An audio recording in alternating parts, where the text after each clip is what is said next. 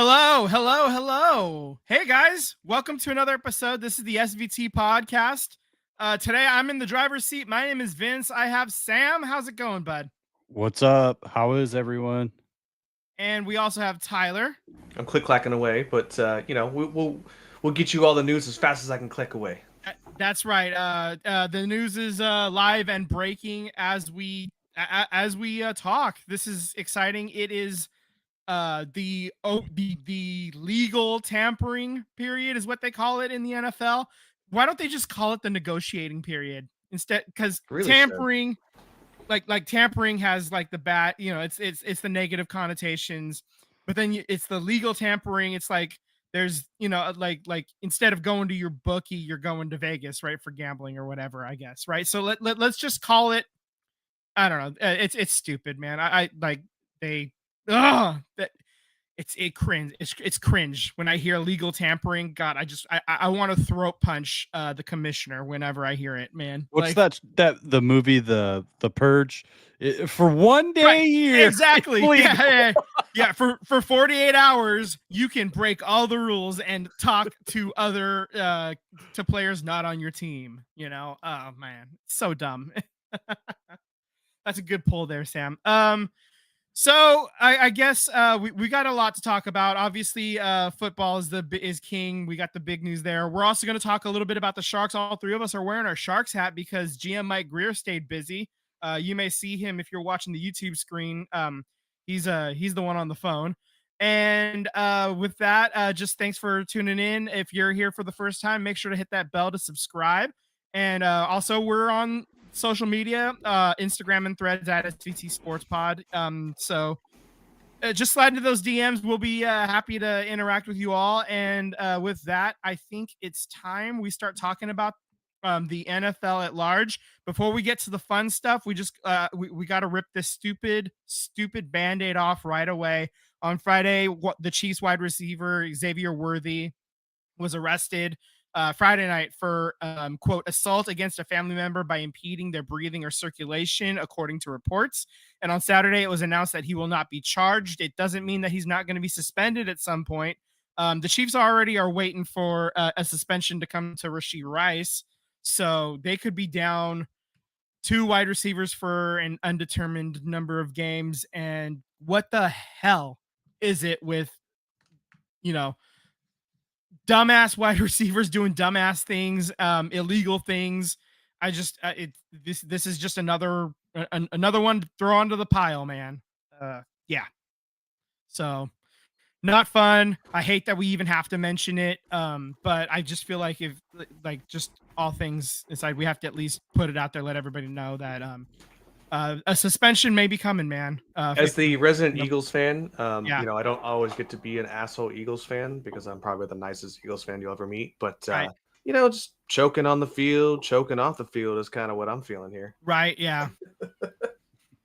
So, I mean, I'm glad nobody was actually like murdered or anything. This is. It sounds like he got into an altercation with a family member and started choking him a little bit is what it sounds like. And then they're not pressing charges. So Texas, man, it has happened in Texas. So crazy. Deshaun Watson. Yeah. And then you got now Xavier Worthy on this mix here. Mm-hmm. So, I don't know what's in the water in Texas, but, maybe chill out over there, huh? Yeah, I don't know. We could have gone a whole separate way right there, and I almost did. I'm going to stop myself right now, but those of you that know me know exactly what I was thinking, so we'll just go ahead and move on. Let's talk about the fun stuff. We got free agency starting now, and also teams were able to start negotiating with their own players even beforehand. Right off the bat on Tuesday, the day after we recorded last, Tyler, your boys secured Saquon Barkley for 2 more years, $41.2 million contract. He's the first running back to ever make $20 million plus a year. So, I will say, well earned. that he earned every penny of that. His attitude on and off the field, he earned every bit of that. Yep. I do think it's crazy that we signed him last year and then restructured his deal to for an extended contract the first year into it. Like that doesn't happen. I can't recall the last time it's ever happened.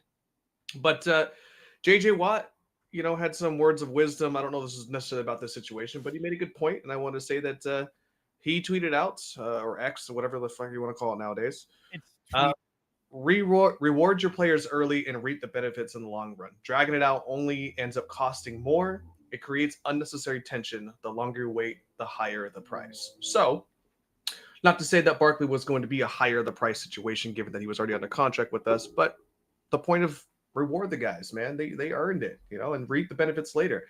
Mm-hmm. Maybe Saquon does hit that bad side of 30, in the couple years down the road, but he earned every pin of it, and we got a Super Bowl win out of it, and I can't be upset with that.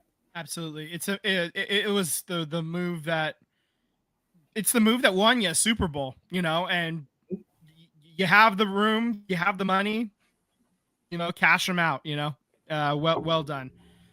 Sam, you got a couple of notes for your Raiders. This is before free agency even started, really. So let's talk about it. First off, the Raiders signed Max Crosby to a massive $106.5 million extension, making him the highest paid non-quarterback in the league at the time. I'm sure that will fall by the wayside by the time we're all done. Already has settles, but for about 4 days, he was the highest paid non-quarterback in the league. Obviously another well-deserved, well-earned contract for Mad Max. Go off. I mean, absolutely great signing. It's a relief that they're not going to trade him. What John Gruden did with Khalil Mack, who's probably going into the Hall of Fame. When it's all said and done, the Raiders let a Hall of Fame linebacker, edge rusher go, and he's still playing at a high level. So thank God that's not happening with Max Crosby on his new addition. Well-deserved. I think as a story, he's one of my favorite stories as a player, with his addictions and battling those addictions and being so honest about it, and to be rewarded, not just for his play on the field, but for the person that he is. Very excited that the Raiders retained him. So all good here on that one. Right. Another move a couple days later. You got your quarterback, Geno Smith, traded to the Raiders for a 2025 third-round pick. Raiders are going to be on the hook. Yep, Raiders are going to be on the hook for the remaining $31 million left on Geno's contract. So, a nice bridge. We know that Pete Carroll loves him, so yeah, I think it makes sense. He knows the playbook already. This is Pete's guy. I think he's comfortable with Pete. Mm-hmm. You got a new offensive coordinator in Chip Kelly. So Chip is, as a head coach, we've talked about it before, not a very good head coach at the NFL level. He did win a lot of games when he was at Oregon. But his career as an offensive coordinator, he's running a pro style offense now. So if you watch Ohio State, he's evolved. He's not running the same stuff that he was doing at Oregon, Philadelphia, and even in San Francisco. I think the Raiders, they got a good quarterback. Is he a top 5? No, I don't even think I would put him in the top 10. But you got a 4,000-yard passer, a guy who can run around and make plays happen, extend plays. The Raiders have some decent wide receivers. You could throw Brock Bowers into there, who's a very exciting rookie. And then you still got the number 6 overall pick. I don't think they're going to take a quarterback in the first round. I do expect the Raiders to take a quarterback later in the draft, maybe round 3 or 4 or 5, something like that. I think now with the Geno Smith trade, you could go out and draft the number 1 rated wide receiver, or even take the running back. And with retaining, we'll get to it a little bit later. There was some other players that were retained for the Raiders. So you have a wide open playbook to take at number 6. So really excited for what the Raiders do. And Geno Smith is not the quarterback of the forever future. He's definitely a short-term, quarterback for the Raiders until you can get that young guy, franchise guy in there. But I like it for the next 2 years, for the Raiders. Right on. And then earlier today, you added safety Jeremy Chin. He was a Commander. He's now a Raider. 2 years, 16 million. I think that's a solid pickup, Good pickup, great Yeah. value for what he got, financially. I think Trayvon Morig was a better player, better all-around player.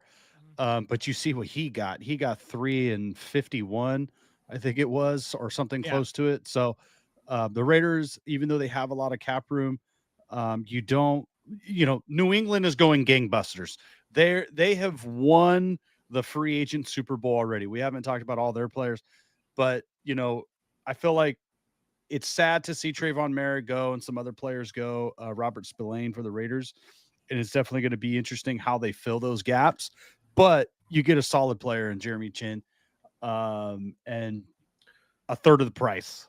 So Right. two things happened that it's not on here, and I just want to adjust it because I can't type fast enough. Robert Spillane is now going to be with the New England Patriots. Yeah, he got paid too. He got Yeah. paid. I didn't see the contract deals here, but I think that's a big loss. I think given the nature of the Raiders defense now, but I want your take on that. Do you think that's a bigger loss? Do you think that's an okay loss at this point? I think there's two ways to look at it. One, as a fan, it's really sad because he's been, a fairly consistent player over the past couple of seasons he's been with the Raiders. And I think, hey, he got the Patriots paid him because they see a lot of potential there. And of course, I would have loved to see him stay with the silver and black. But I think he got paid, and you're not going to be able to pay all these guys. They did re-sign Malcolm Kuntz. They re-signed Adam Butler on a more economical deal, I'll say.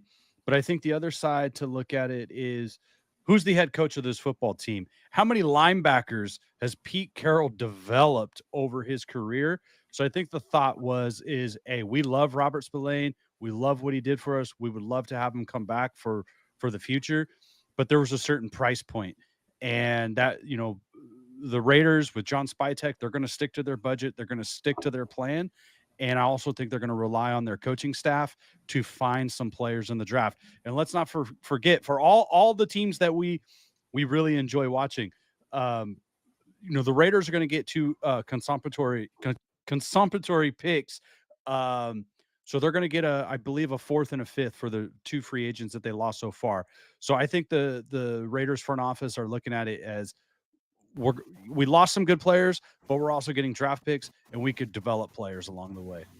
Right. So also too, your general manager John Spytek is showing that he's got some grooves in the familiarity in this league as well. The Raiders also signed offensive lineman Alex Kappa from the Cincinnati Bengals on a 2-year, $11 million contract. Just kind of hit that home that what we talked about last of trying to build that O line. Now that you guys have that quarterback centered. I think this is a good pickup for you guys. Is there something that you'd like to see going forward in the draft or the rest of free agency? Would O-line be something you'd want to address more, or you want to keep going at the defense?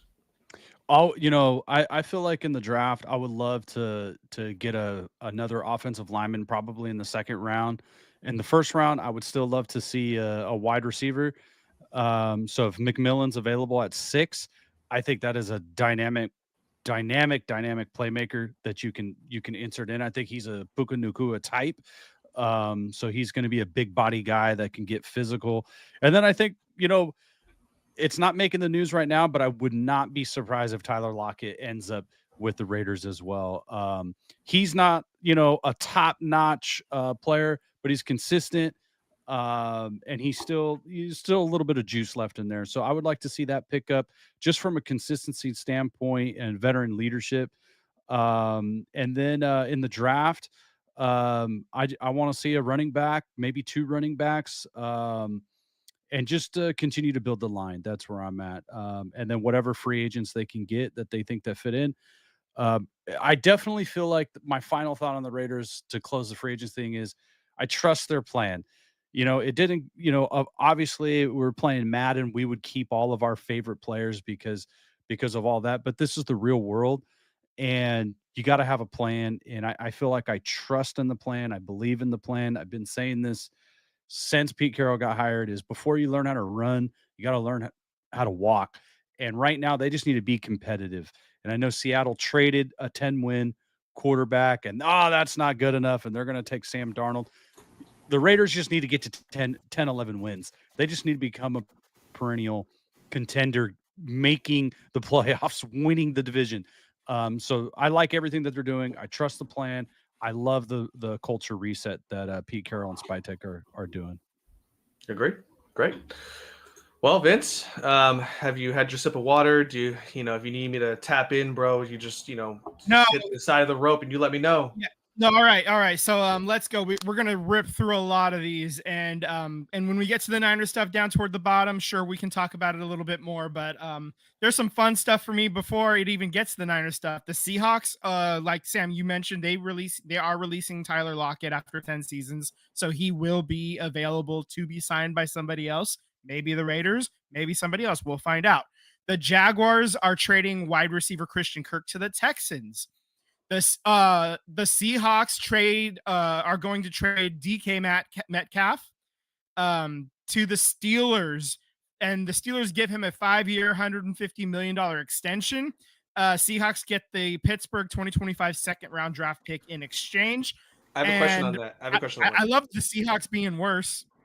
It makes me very happy to have them be bad. It hasn't been announced though. Is you guys think Russ is going to stay with the Steelers? I don't think I've saw anything. We haven't seen anything like that. We'll get to the other quarterback in there, right? There's a couple other rumblings happening. We'll get to them as I read the list. The Chargers are going to release Joey Bosa after 9 seasons. Future 49er. Yeah, the Confederate brothers can link up in San Francisco. That'll make me feel real freaking great. Ugh, gross. Anyway, Marquise Hollywood Brown re-signs with the Chiefs for a 1-year contract, $11 million. The Saints and Derek Carr agreed to convert most of the $40 million still owed to a signing bonus for salary cap purposes. He will be in line to start for New Orleans in 2025, and then after that, I think he's gone. So they got the money to do it now. They might as well, right?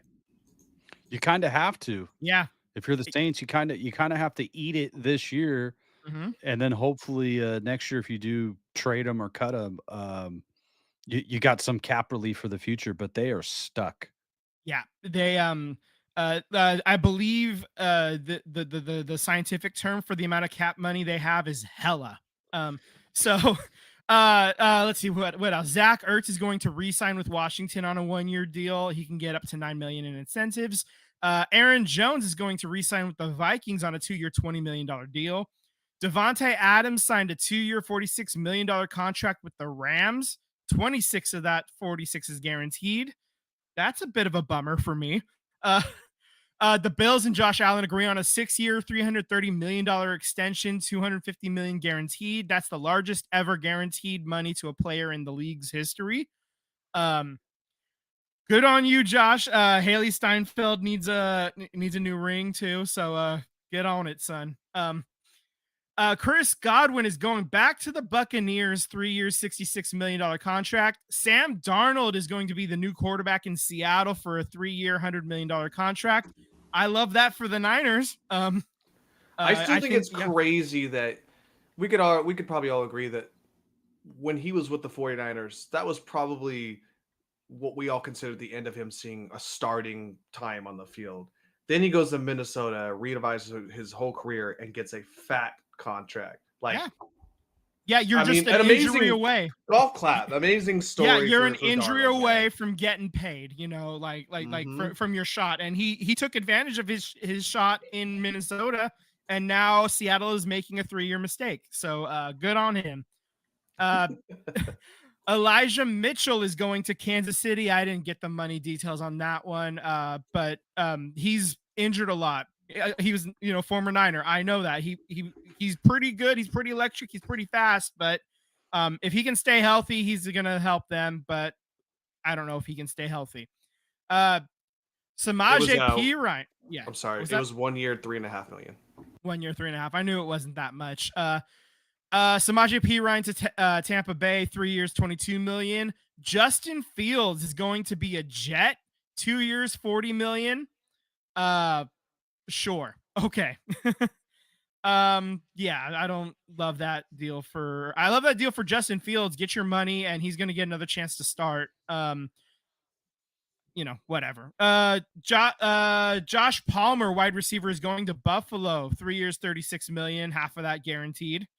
The Browns are acquiring Kenny Pickett from the Eagles for Dorian Thompson-Robinson and a 2025 fifth.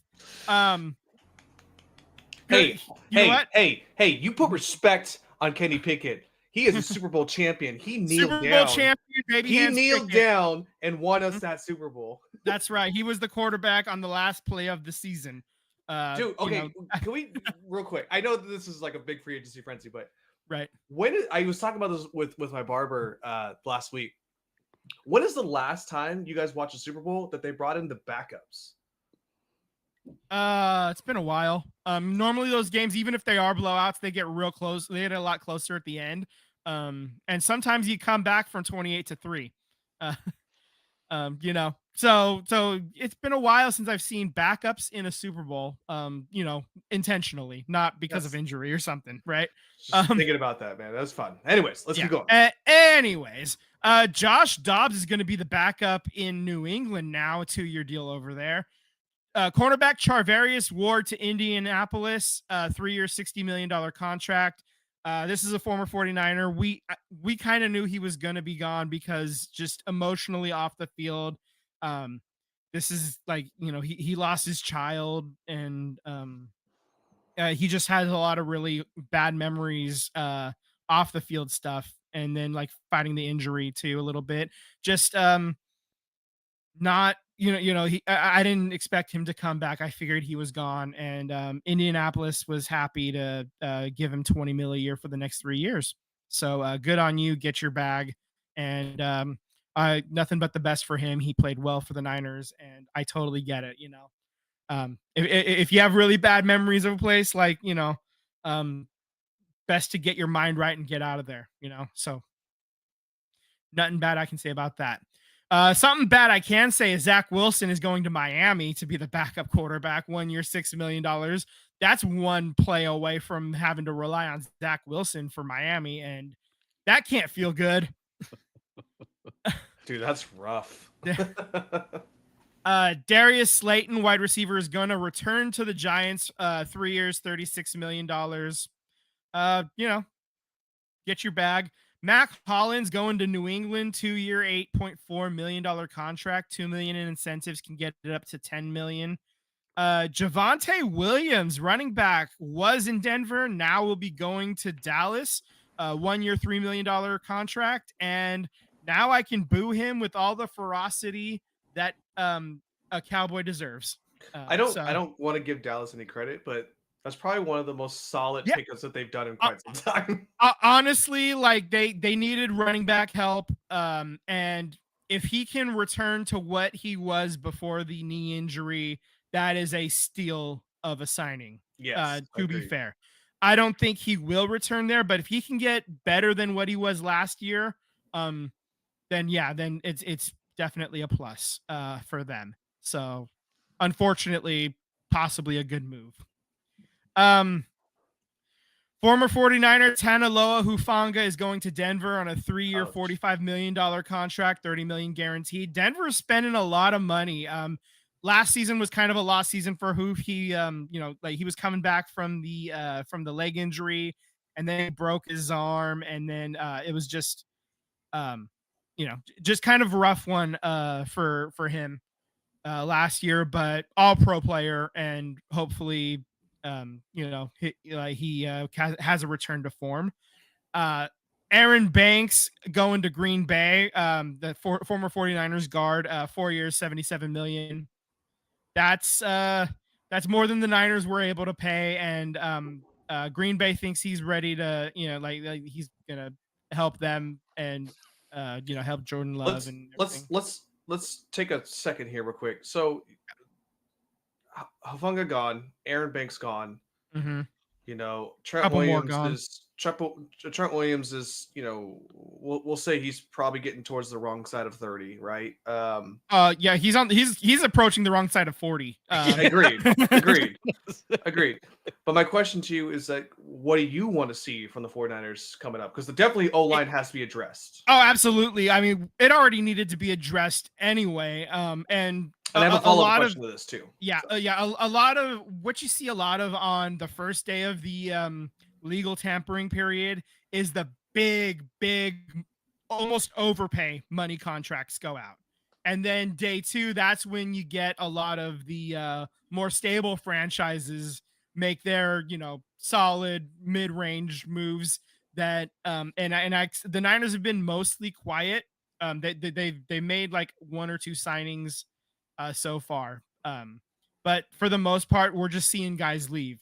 And I expect that they're going to be addressing a lot of these departures through the draft and through like veteran cheaper options in free agency as well. And those are your day 2 signings. Those are your signings in like within the next week, but not necessarily today or hell, even tomorrow. Like it could be Wednesday, Thursday, Friday, even like into the weekend.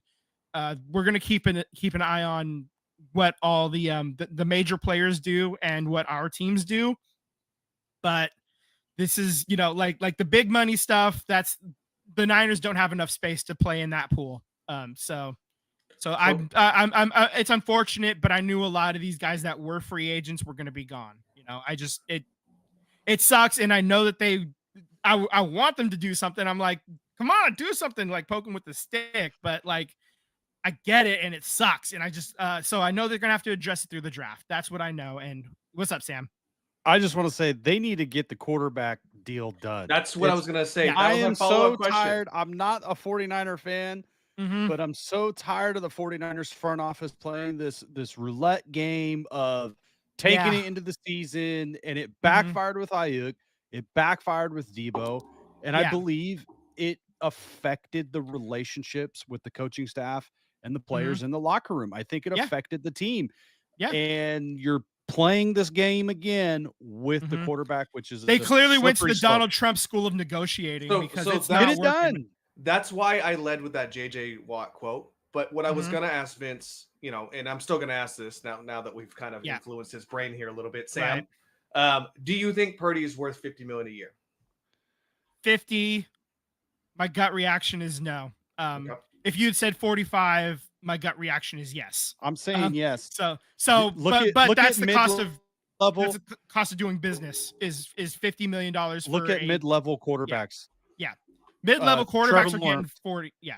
Look at Trevor Lawrence. Yeah, exactly. You think Trevor Lawrence's contract though? Trevor Lawrence's contract kind of messed things up. Exactly, and that's the point though. Trevor Lawrence isn't worth that contract. Brock Purdy isn't good. These guys that are good, not great, or have a chance to be great but aren't great yet. Like those guys, like what they're getting paid at right now to be like top line, elite quarterback. Like they're getting that money before they've displayed the true eliteness. Brock Purdy is damn good. Okay, don't get me wrong. Don't hear what I'm not saying. And he might end up being worth the $50 million a year. But as we stand right now, I think he's more worth about 45. I don't think he's quite there at the 50 level. But because Trevor Lawrence got paid, and it just kind of screwed everything up, you have to pay Brock that much now. You got Dak Prescott, Joe Burrow, Jordan Love, Trevor Lawrence, Tua Tagovailoa, Jared Goff, Justin Herbert, Lamar Jackson, Jalen Hurts, Kyler Murray, Deshaun Watson, Kirk Cousins, Patrick Mahomes, Josh Allen, Matt Stafford, all making 40+ million. So I do want to put an asterisk on Jalen Hurts, and the reason why I put that there is because yes, he's going to get paid, but it's to make it make sense for anybody who's listening. It's like the Dodgers, how they're doing deferred payments. That's how the Eagles are structuring their contract. So AJ Brown, Saquon Barkley, Devontae Smith, and Zach Bond now. I know we haven't said it yet, but he's also part of this as well. And Jalen Hurts. They're getting paid, but it's going to be they get paid at the very end, and so what you do at the very end is then you just restructure a deal and you just keep pushing that money down the pipeline. Yes, you're going to have to pay them, but it's deferred and it keeps getting deferred. Yeah, it's just going to be like, you know, $3 million on the salary cap until 2048 or something like that for those guys. Yeah, correct. And at that point, you get a new player, and then you just restructure that on top of that. So it's the school of Howie here, basically. Yeah. You know, it's worked for them so far, so I don't knock it. The Niners used to do that during the Eddie DeBartolo salary cap times. That's how like we were paying Junior Bryant until like 2008 or something like that, and he stopped playing with the team in 2002 or something like that. So I mean, we saw that before. It basically is going to end once our owner Lori decides to call it quits of being an owner. Then that's when they come to the new guy's gonna, you know, tighten down tighten up the purse strings or whatever, you know, whatever the phrase is. Anyway, more Niners news. Jalen Moore, former 49ers offensive tackle, he made a few starts when Trent couldn't go. He's now going to Kansas City on a 2-year, $15 million deal. He's gonna be the starter there. They think it's time for him. The one move the Niners have made so far is Luke Farrell. Is coming from Jacksonville to the Niners, 3 years, $20 million. He's going to be your backup blocking tight end. He's not really a touchdown type guy. In fact, he has 0 touchdowns in 4 years, but he's the number 2 tight end. He's your backup. He's your, but he's also your blocker, and he's going to be your optional fullback should Kyle Juszczyk need a rest or need a breather or something. So. And then Dre Greenlaw is also going to Denver, 3-year, $35 million. And Dre Greenlaw is like, when he's able to play, he's the heart and soul of that defense. And that one hurts. That one sucks. Replacing him is going to be a nightmare. And we'll see, man. We'll see how they shake it out from here. Obviously, free agency is just now starting, and there's still plenty of moves to be made before you get a full roster. And the Niners still have, you know, eyes on trying to win a Super Bowl, trying to win the 6th Super Bowl. And losing Greenlaw is not going to help. So that sucks. That makes the job tougher. And good on him for getting his money. And I hope he has a brilliant career in Denver, except the one time every 4 years he has to play the Niners. So may he miss all those tackles that day. I don't know. But nothing bad happened. Just like, you know, have a rough one. But I also forgot to mention, because you were saying Jalen Moore going to Kansas City. I'll take this off here. But the Chiefs also trade Joe Thuney to the Bears for a 4th round pick. Okay. All pro. Probably going to be a, you know, maybe possibly a Hall of Famer. Yeah, borderline Hall of Fame center. Yeah, crazy. I can't believe they did that. Hey, you know what? Their poverty is our win as non-Chiefs fans, right? Right, exactly. So there's rumors that Aaron Rodgers could be close to signing a deal with the Steelers. If that actually happens, what does that mean for Russ Wilson? Like, all of a sudden, like, you know, 2 old men, they're going to be out there in their walkers trying to compete for a starting job at the Steelers. Who can actually, you know, like they have a great coach, a coach that's frankly a little too good. I'll tell you one thing: whoever's quarterback, they're getting 10 wins. That's right, 10 wins, baby. You could book it like that's right. You chisel that in the goddamn stone, man. Like, that is happening. You could book it like Wiggins getting 16 points for the Warriors every night. That's right. Yeah, that is textbook, baby. Let's see. Linebacker Malik Harrison to Pittsburgh. He's leaving Baltimore. It's 2-year, $10 million. Here's a big trade that happened. Laramie Tunsil and a 2025 4th round pick are leaving Houston, going to Washington. Houston is getting back 4 different draft picks, a 2025 3rd and 7th, and a 2026 2nd and 4th. So that is a huge, huge move. And Houston definitely they're losing a really, really good elite blindside tackle to who's going to now be protecting Jalen. Why am I blanking? Daniels. Jalen Daniels. Daniels. I was blanking on his name. I was like, he just took me to the fantasy football championship. I'm a hater. I can't believe I forgot. Anyway, Josh Sweat signs with Arizona 4 years, 76.4. Nate Hobbs to Green Bay, 4 years, 48 million. We talked a little bit about the Raiders losing players there. Hobbs is awesome when healthy, but he's had injury problems the past few years. He was with the Raiders, so hard to see him go. But availability, the best ability. Yeah. Yeah. Tyler already talked about that. Anyway, let's see. Brandon Stevens to the Jets. He's a defensive back, 3 years, 36 million. Defensive tackle Milton Williams to New England, 4 years, 104 million, 36 million guaranteed. Yeah, man. Whew. Good money if you can get it. Oh, yeah, man. He was a 3rd round pick, man. Go get your money, man. The Eagles they're gonna make some moves, man. Like they don't call it Howie season for no reason. So while I love this, Milton Williams and his story. I love me some Josh Sweat and his signature move when he gets the sack. These guys won a Super Bowl. They want to get paid, and you earned every right to get paid, man. That's right. Let's see. Isaiah Rodgers to Minnesota, 2 year, $15 million contract. It's good. Good. Another Eagle player. That's fine. That's right. Safety Trayvon Mooring to Carolina, 3 years, 51 million. So that's another one. The Raiders lost him. So yeah, Whew. Okay, so that's all we have on our list for right now. Let's see. There's still people. Just any more checks? Anybody else? Any alerts? Let's see. The Patriots have had discussions on trading quarterback Joe Milton III and would like to trade him to the right situation to continue his development in the NFL. Is a report. That's the only thing on my phone that I got. Let's see. James Hudson III is he's an O-line player. He's going to the Giants. Yeah, okay. The rest of these is a lot of small time moves. I will say Washington, the Commanders, and Broncos, they're making waves this free agency on day one. Yeah.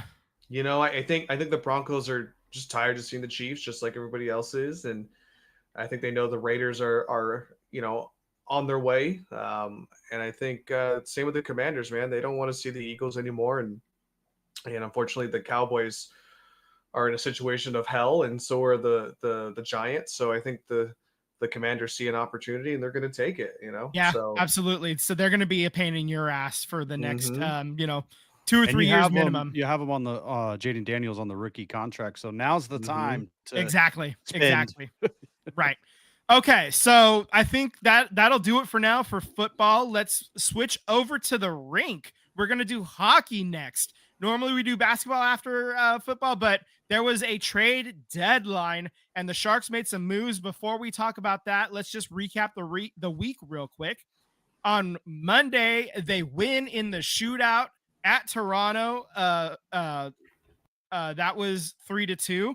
Then they go to Buffalo on a back-to-back. They get the win, and Tyler gets the win of the week.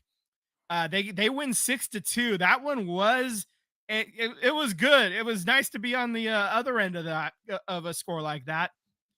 On Thursday, they go to Colorado. They lose 7-3, but a couple of milestone goals happened. We had Macklin Celebrini scoring his 20th goal of the season. So that's great for him. You got a rookie getting 20 lighting the lamp 20 times. That's great. We love that for him.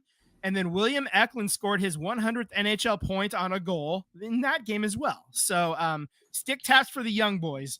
And then I think Celebrini also hit his performance bonus. Yep. I think 20 goals was one of them. So he got paid out.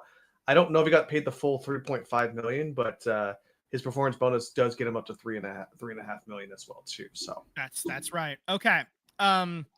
So and then on Saturday they lose. They come back home and lose to the Islanders 4-2. So Tyler, you got a point for your win of the week standings. Sam and Tyler are tied atop at 8 points apiece. I am far behind at 4. It's been rough picking winners this year for your boy Vinny G. That's okay. We got a new week coming up. The Sharks are in dead last right now. As we race to the bottom, they have 17 wins, 39 losses, and 9 overtime losses. They are 6 points, clear of Chicago. And then they're 11 points clear of Buffalo. Nashville's 12 points up. So those are your teams that can really capture the number one seed, the number one draft spot, in the playoffs. So the Sharks are going to have the best shot at it at this point. And to help them along their way, GM Mike Greer made his moves. Oh, I forgot about win of the week, the actual picks. Sorry. Go ahead and just leave it on this picture. It's fine. Well, since I won this past week, I'm going to do the honors and say I'm taking Thursday.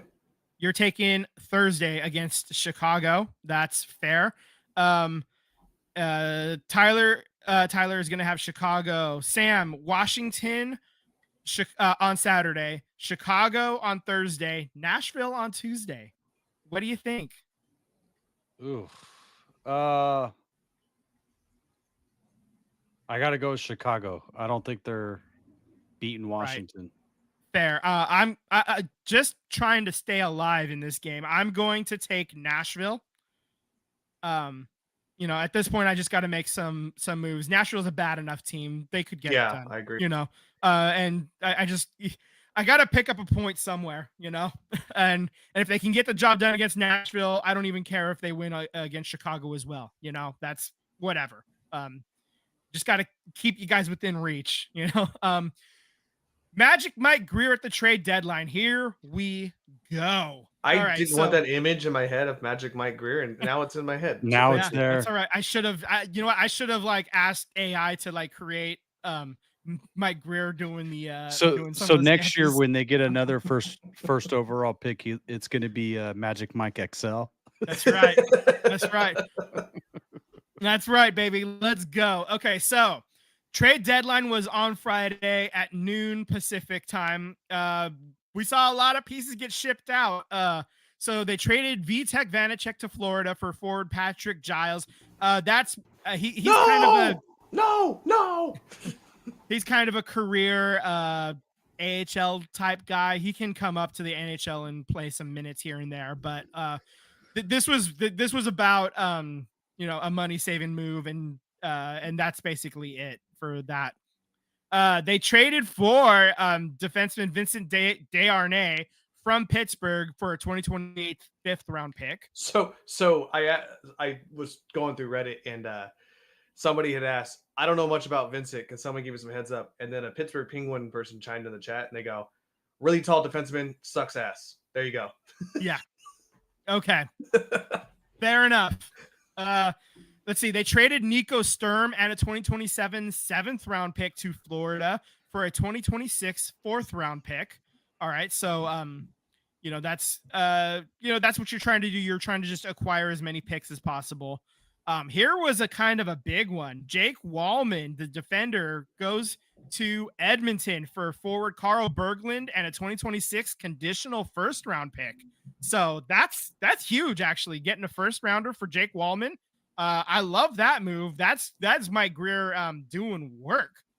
Let's see. Luke Cunnin was traded to Columbus for a 2025 fourth round pick. That was St. Louis's fourth round pick, by the way. Here was the one that was kind of surprising. Fabian Zetterlund, Tristan Robbins, and a 2025 fourth round pick was sent to Ottawa for Zach Ostapchuk. Forward Noah Gregor comes back home, and a 2025 second round pick. And then to add some goaltending depth, they signed Gabriel Carrera to a two-way contract, 1 year. The Sharks now have 2 second round picks and 2 first round picks in 2025 and 2026. Yeah, I there is a whole draft pick summary. I figured So I'd help you out with a chart, you know? Oh, I had a chart on my image cheat sheet actually already too. So, But in case Sam wanted to know too, right, this of is what it course, plays out. Yeah, so in 2025, you have 2 first-round picks, 2 second-round picks. You have a third. You have 2 fourth-round picks. One of those is conditional. You have a fifth-round pick that is conditional as well, and a seventh-round pick. In 2026, you have 2 first-round picks. One of those is conditional. 2 second-round picks, 2 fourth-round picks, and a seventh. And then in 2027, you still have your first, your second, your fourth, and your sixth-round picks. So just restocking the farm. Love that. We are the OKC of hockey. That's right. Yeah, I mean that. I was gonna say that too. Mike Greer can tear it down with the best of them. So hold on one second.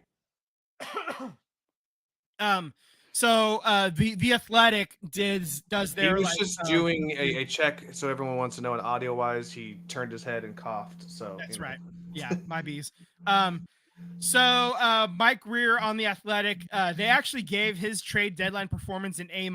They think he could have gotten a little bit better return for Fabian Zetterlund, but other than that, top marks.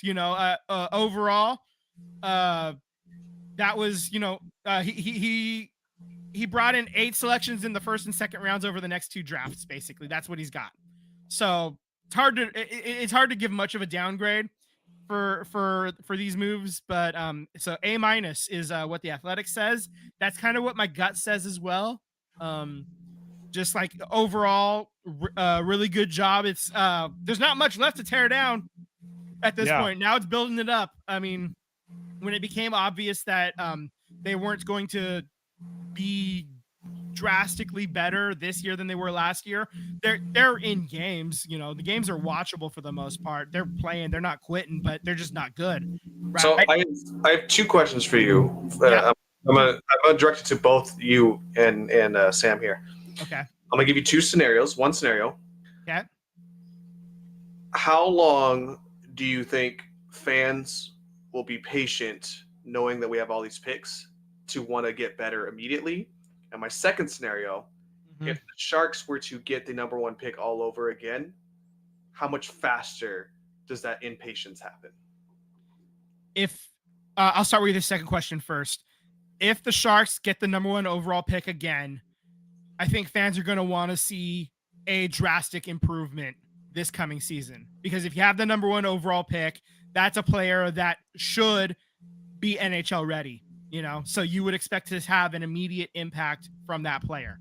So that being said, if you're getting and a lot of these guys that are in the minors, they're going to be a year closer to the big league, or they'll be in the NHL at that point, right? Because there's a lot of guys at the Barracuda that are getting real close, getting ready to knock on the door, and you have the goalie of the future in Askarov. You've got a lot of high-end, high-level, high-caliber draft picks already. So if you get the number 1 overall pick again, I think fans are gonna want to see improvement. Maybe not necessarily playoffs, but they better be at least in the conversation for the playoffs until through March.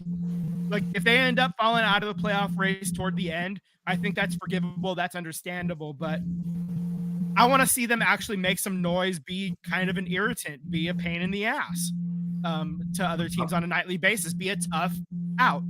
And that would also include holding on to some of these third period leads that they've been squandering left and right all season this year. So, but to be fair, last year they didn't have many third period leads to hand over anyway. So there is definitely growth already. But I do need to see them win more games this next season. I would say, especially if they get the first overall pick.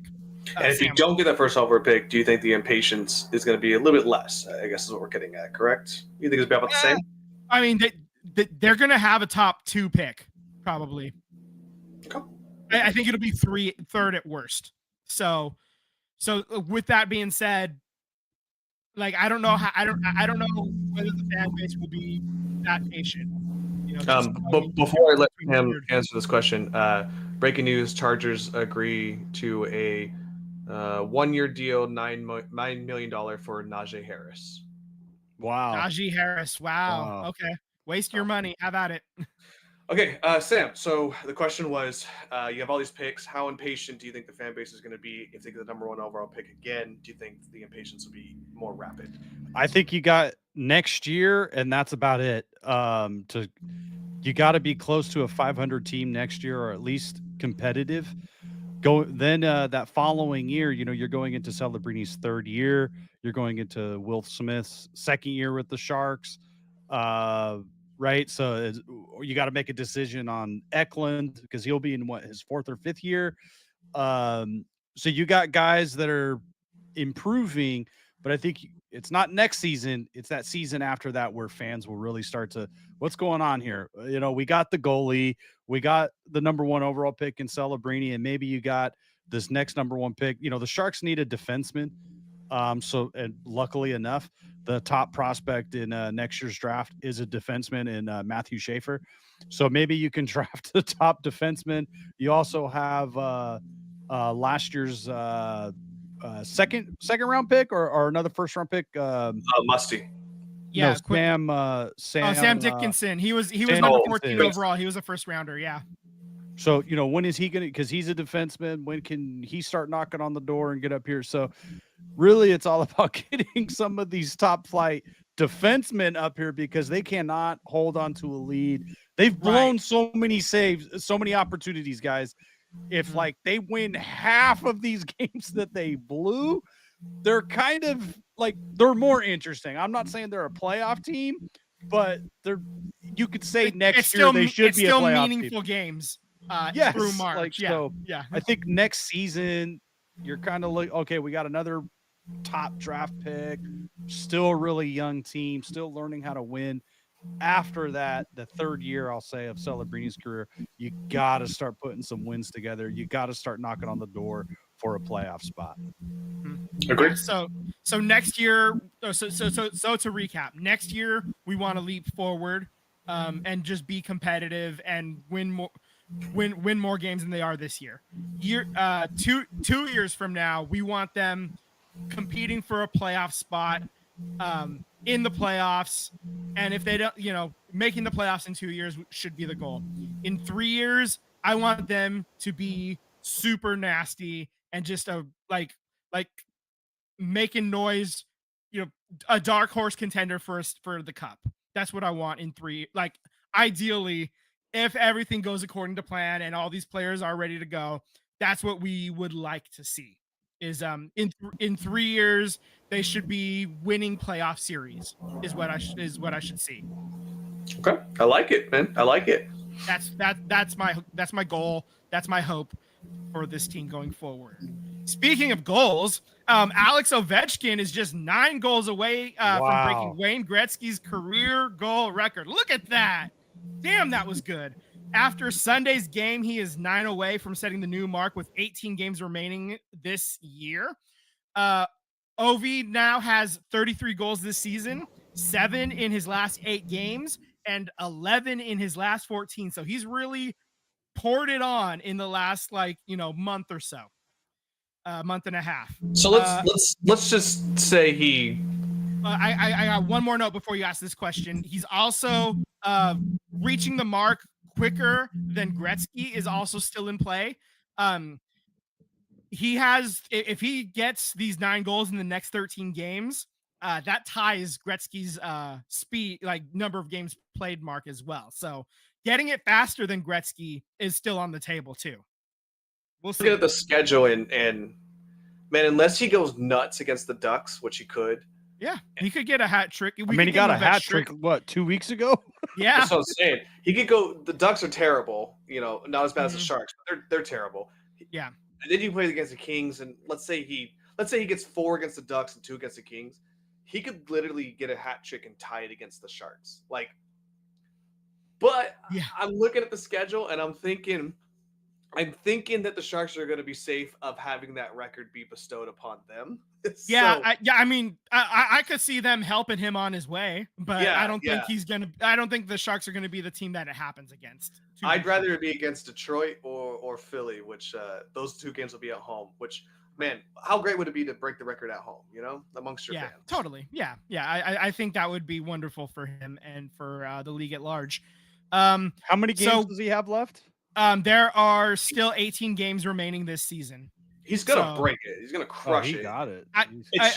It feels like it, especially at the rate he's scoring goals over the last month and a half, the last 14 games. It's certainly within reach, and I would expect that it does happen. And now it's just a question of when, like you said. So we'll see. We'll keep an eye on that, and we'll check in next week, see how far away he is. Do you guys think he makes the Hall of Fame when it's all done? I think he's like maybe a third ballot. He'll squeak in. He'll squeak just in. I think he may have be the one guy that doesn't vote for him, like Ichiro. Yeah, dude.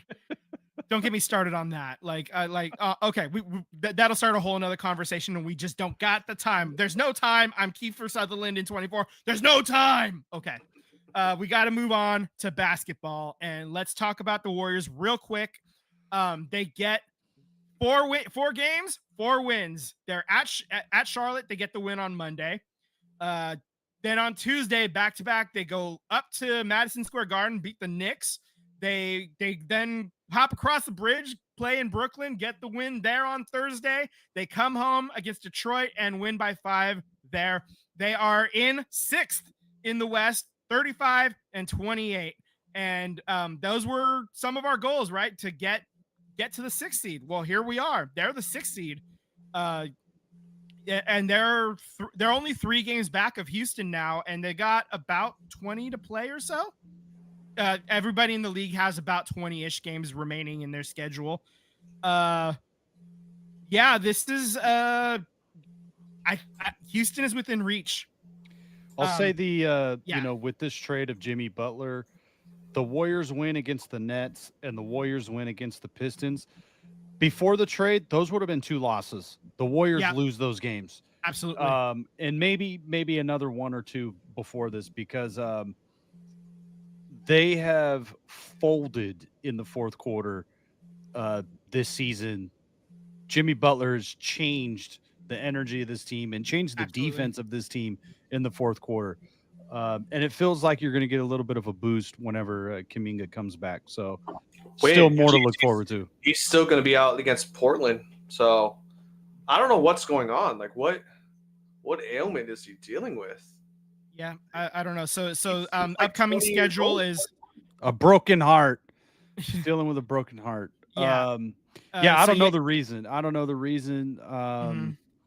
Maybe that the Warriors are winning some games. They're just being extremely cautious, which seems kind of weird. Or maybe it's just this injury is not healing as they had hoped. I don't know. Yeah, it's a weird situation, but so you got Portland tonight, Monday. Then you have Sacramento on Thursday, and you have the Knicks coming to town on Saturday. So the Knicks are the 3 seed in the East, but you just beat them in their house. So I would hope that they handle business here. And then you also, Sacramento, they're playing a lot better. In their last 10, they're 7-3. They're still the 9 seed, but so that should.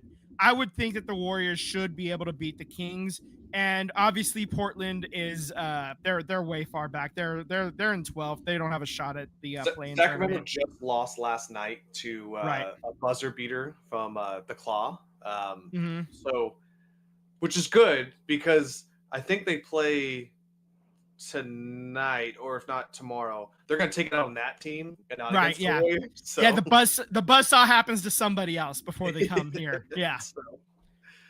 So I like that. I think, dude, we're close, man. We're knocking on the door of a home court advantage. I'm loving it. I'm absolutely loving it. Yeah. So that's if you look at it, Memphis is currently the 4 seed. They're 4 games ahead of the Warriors as it stands right now.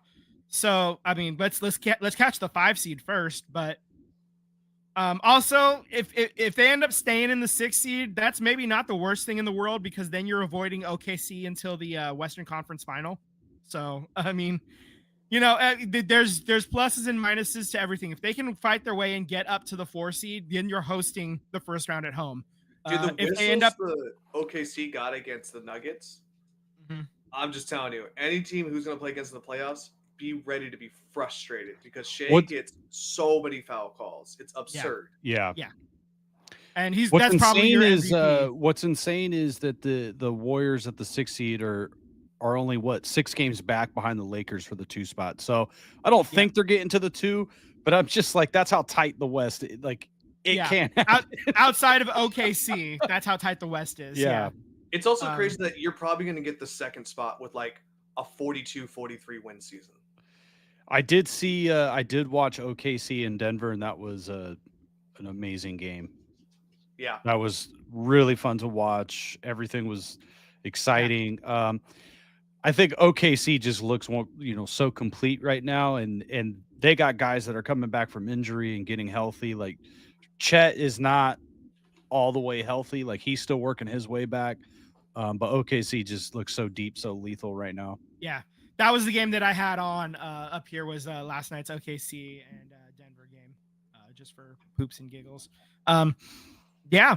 Okay, so I think anything else we need to say on basketball? I think that's it. Okay, so let's just we're gonna rip through the soccer real quick. Let's start with Wrexham. W's on W's. That's right. 2 dubs, baby. You're still in 3rd place. You get the win against Huddersfield on Tuesday. You get the win against Rotherham on Saturday. Both nail biters, but again, still a W on the record books. So that's right. 1-0 wins. Baby. Yep. Also, they are in 3rd in League One, but they are tied on points with Wycombe for 2nd. They're down 6 goals in goal differential, plus 28 to plus 22. So that's why they are in 3rd right now.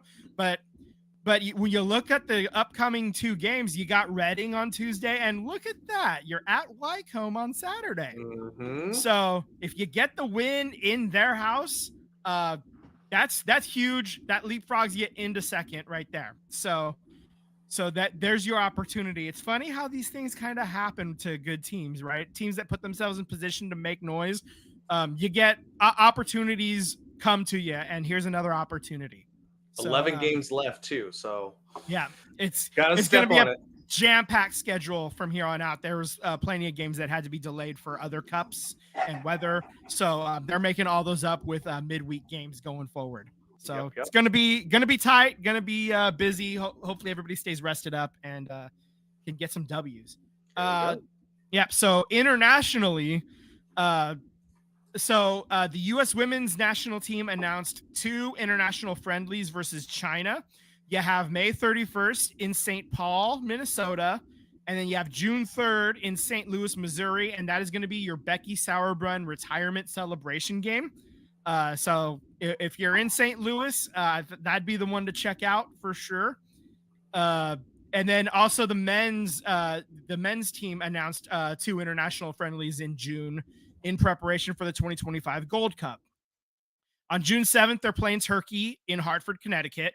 And then on June 10th, they're playing in Nashville against Switzerland. Both of those nations reached the Euro 2024 quarterfinals. So these are pretty good nations, soccer nations. So the current FIFA rankings for all 3 of these squads, Team USA is 16, Switzerland is 20, and Turkey is 28th. And also the Gold Cup starts 4 days after that Switzerland game from June 14th to July 6th. So the men's national team is going to be busy this summer, and the women's team is going to stay busy, and Emma Hayes is going to continue her evaluation, her widening of the player pool as well in these games coming up for the women's side. So for Bay FC, the season starts this weekend. It's time. We're finally here. On Saturday, they're playing at Utah. That game's at 4:30 p.m. local time. So that's something that I'll be keeping an eye on, watching that game because they're on the road. I'm not going to Utah. I did that once in my life. It's fine. I don't have to do that again. I'm good. Side news, there's some good stuff and some bad stuff happening with Bay FC. Sabrina Ionescu, she joined the ownership group.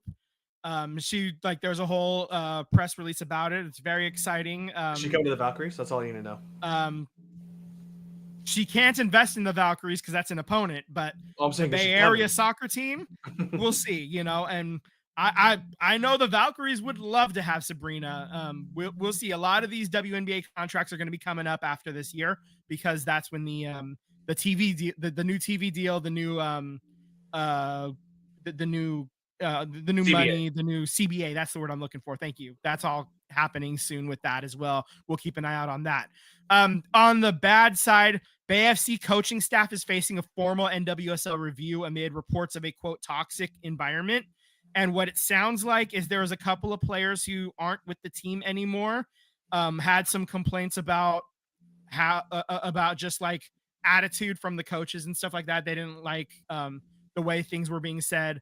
Some players, like there's a lot of weird, random, like back and forth, unsure what's going on reports. That's why this investigation is happening. And I hope that there's no wrongdoing. And I hope that's, but more importantly, if there was wrongdoing, I hope that action is taken quickly. Okay. Because the NWSL has a history of problems with coaching staffs being inappropriate. I don't need to go into the messy details, but you can take a look. There's plenty of articles on any and all of the sporting websites, whether it's The Athletic, ESPN, Bleacher Report. Like, you can look for specifics there. And I hope that whatever is discovered is the truth. And I hope that the proper actions are taken. And with that, I don't know, it's kind of a waiting game to see what happened until then. And is it players that are upset with lack of playing time, or is there like actual like yelling and like beyond just regular yelling, like negative, like really bad abusive type behavior? So that's kind of what we're waiting to see. Is it like was it just like they didn't like the coach and they didn't like the attitude he gave them when he said that they're benched, or was it like Berhalter and what's his name and his mom? And Gio Reyna. Reyna. Gio Reyna. Is it like that, or is it worse, or is it not nearly as bad? And that's something we don't know because I'm not in the locker room. We gotta see what the report says, and hopefully that report is completely accurate and completely transparent whenever we get it. And hopefully it's soon, because this season starts, the season is right around the corner. And if there's something that needs to happen, it needs to happen now or as soon as possible. So that way you can correct it and try to rectify whatever you can in the summer when more coaches become available. If a coaching change needs to happen. So there we are. Sucks to end on that note. But I am excited for the season itself. They're looking, the new uniforms look awesome. So there we are. There's happier news. The new uniforms look sick. I can't wait to get my hands on one. I did get the Abby Dahlkemper jersey from last year from the inaugural season, and your boy fits in it now. So happy to do that, and hopefully get another one this coming year. And hopefully we see plenty of goals on the pitch. So there we are. Yeah, that's all I got. Right on. Get him a cigarette. Just kidding. I got the black lung paw, and Tyler is muted when he's trying to talk. Oh, busted! I said I wasn't able to make this Saturday's documentary. Just kind of quick synopsis and right. More or less your view on it. How did you guys think of that documentary? Okay, so the documentary we went to Castro Valley, the Chabot Theater, me and Sam with our partners, and saw The Last Game, which is basically about the history of the A's from the fans' perspective. And overall, I thought it was pretty good. There was a couple of points brought up in the in the question and answer that that I think in an extended version of this documentary would be nice to see addressed. Maybe add some more just some more fan perspectives as well. And it sounds like they got about 30 hours of footage, and they left the doc itself was about an hour long, so there's plenty of footage left on the floor that could be added. So overall I thought it was pretty good. There was some emotional parts coming from um depressed former A's fans, Oakland A's fans, because that's what I am. I'm an Oakland A's fan. I'm not a Las Vegas A's fan. I'm not a Sacramento A's fan.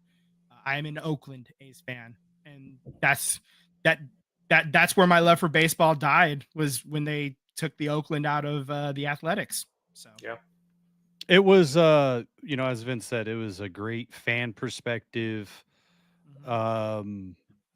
documentary, very interesting. It's I think the filmmaker may have said this. It's definitely a film made by fans for fans of the Oakland A's. Yeah. If this was a film watched by so and so in New York, in Europe, there are some points of like saying what happened, but it doesn't get into the nuts and bolts of what led to this situation. So I think that's a different documentary that probably will be made, whether it's by these guys or someone else, is what led to this. My comments they did a little post interview. My comments to them was, like I said, it was great fan perspective documentary. I enjoyed it. It was very heartfelt. But I think there's a sequel. There's something, because it's still not over. There's still not a clear path to Las Vegas for the A's to go to. They're wearing a Sacramento patch and a Las Vegas patch. They're signing all these players all of a sudden. Where was that before? That's the one thing that the A's fans, Oakland A's fans, have been asking for, is to retain some of your players, to sign some of your players. They have never done that under John Fisher. Now, all of a sudden, it's just out of spite that this person is now doing it.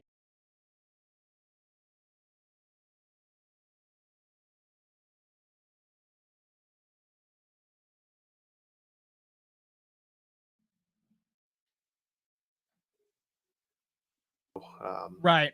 So yeah. I think we're gonna save this nugget for next week, just because. Yeah, I think so. Yeah, but, yeah, absolutely. If you want to see what it is, I guess you're gonna have to wait till next week. That's right. That is a professional level tease, and I appreciate you for making it. So with that said, thank you for everyone for listening to the show.